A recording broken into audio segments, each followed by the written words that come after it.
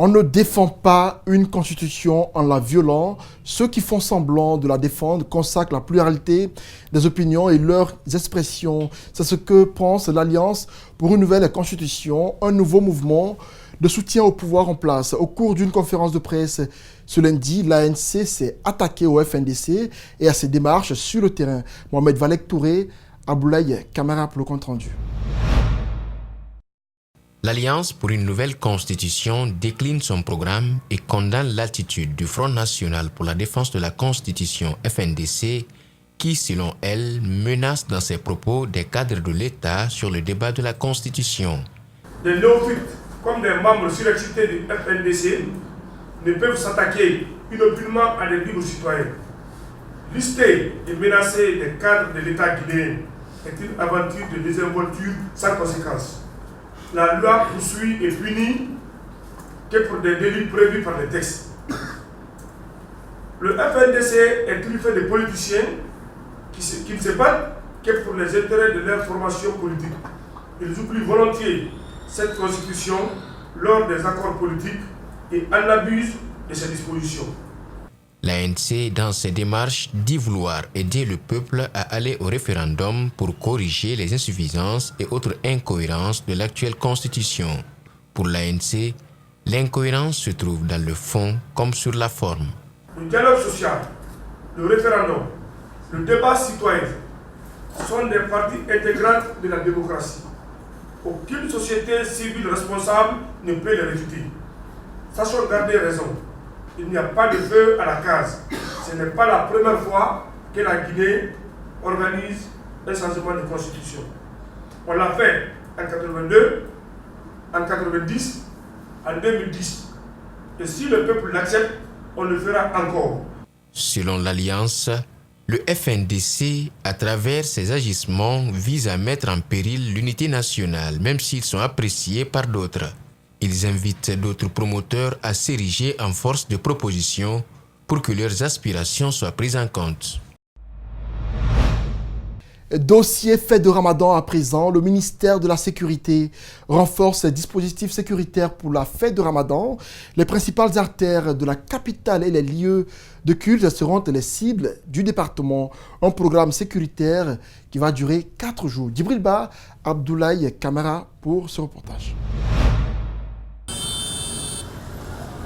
Rendre encore fluide la circulation, sécuriser les lieux de prière, voilà des préoccupations du ministère de la Sécurité pour la fête. L'objectif, selon le directeur de la Sécurité publique, tiendra compte des manquements relevés du dispositif mené jusque-là avec la CMIS, la DPJ, avant cette période. Il faut savoir que ce n'est pas seulement que la route que nous sécurisons. Sur l'instruction du monsieur le ministre et du monsieur le directeur général de la police nationale, il y a aussi les lieux de prière qui attirent des milliers et des milliers de personnes pour venir faire la fête. Les conférenciers appellent au respect de bonne conduite. Tout contrevenant ne sera, disent-ils, toléré.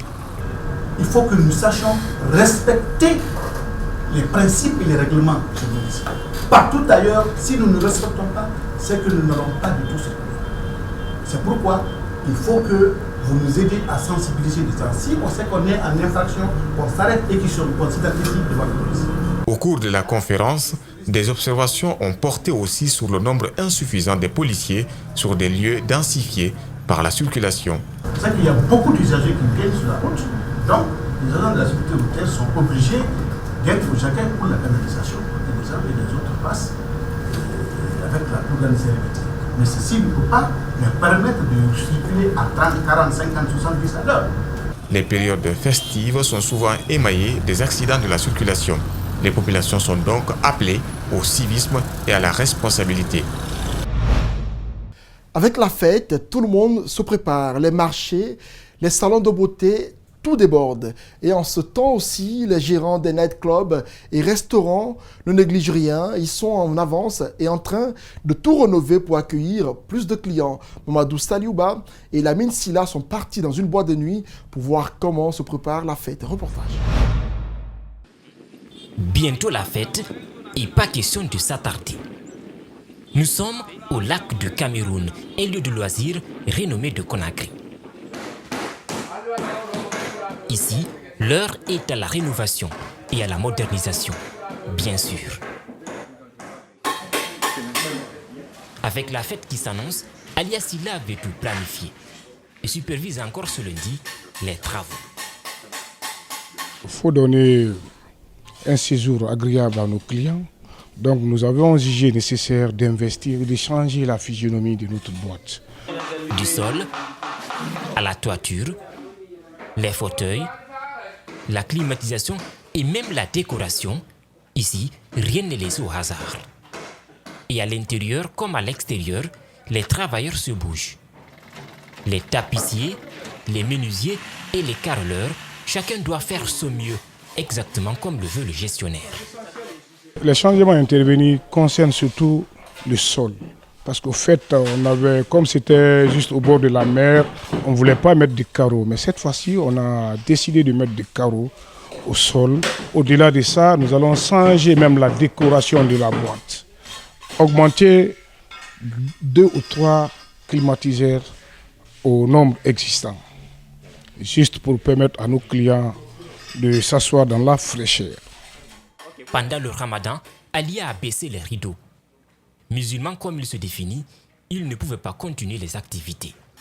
On a jugé nécessaire de respecter ce mois saint de Ramadan en mettant les clés sur notre boîte. Dieu merci, presque nous sommes à la fin de ce mois de Ramadan. Si tout va bien, je pense bien demain c'est la fête. Donc c'est pourquoi nous battons maintenant pour donner un séjour agréable à nos clients qui vont venir ici demain, si tout va bien.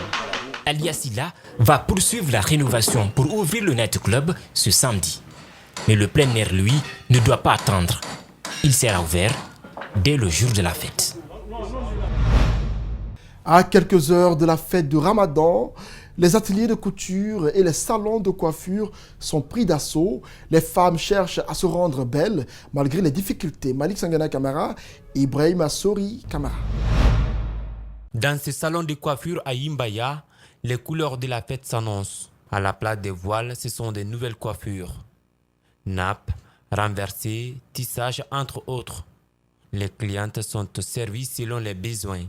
La maîtresse du salon ainsi que ses apprentis sont toutes préoccupées à rendre plus belles leurs clientes malgré la conjoncture actuelle.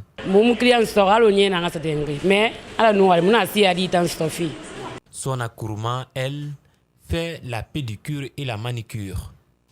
Depuis le matin, c'est sa toute première cliente qu'elle vient de recevoir. Ça se passe bien, mais il n'y a pas beaucoup de clients.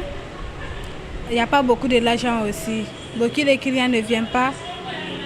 Aujourd'hui, le pédicure est venu une seule fois. De là, nous nous rendons dans un atelier de couture, hommes et dames. Ces stylistes s'activent pour respecter le programme donné aux clients.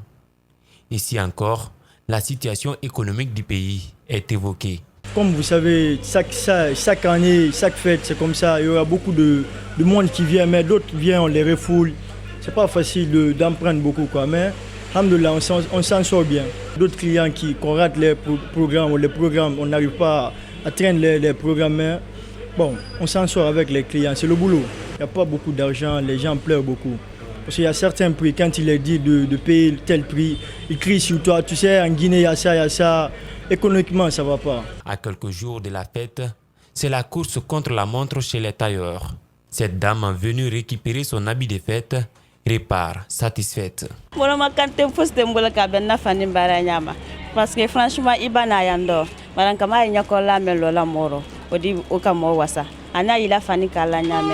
c'est de la qualité.